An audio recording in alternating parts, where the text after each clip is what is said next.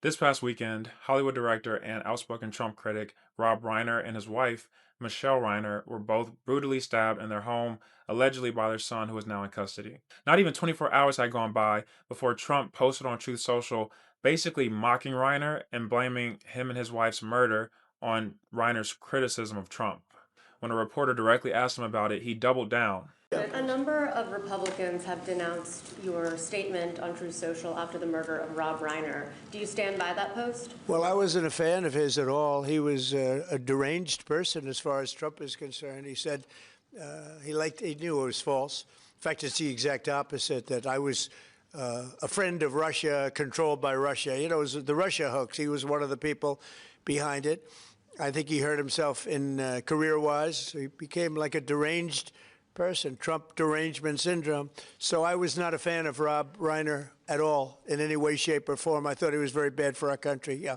One thing I've heard for almost a decade since 2016 when Trump first got in office is that we as citizens should respect the office of the president no matter who is in office. Because just based on their position and the amount of responsibility that they are supposed to have on their shoulders and what the office means to the American society at large, we're just supposed to respect the office. But how can we as citizens ever be expected to respect the office of the presidency of the United States when the president himself doesn't even respect the basic sanctity of human life? And the crazy thing is, he didn't even have to comment on this at all.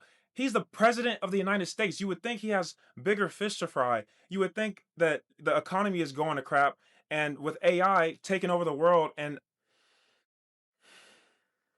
he made sure to take time out of his day to dance on the grave of some random guy who criticized him. But honestly, this comes as no surprise. This was him a few months ago at Charlie Kirk's funeral. He did not hate his opponents. He wanted the best for them. That's where I disagreed with Charlie. I hate my opponent, and I don't want the best for them. I'm sorry. And with his Rob Reiner situation, we can see that he was not lying. And while there's a lot that can be said about how President Trump's behavior and rhetoric sets a model that influences the rest of society and culture, what you should understand is that his pattern of openly and brazenly hating his enemies has an actual impact. It normalizes and creates a permission structure for hate, the exact same way that parents who curse around their toddlers create an environment where they can't be surprised when little Johnny starts dropping F bombs.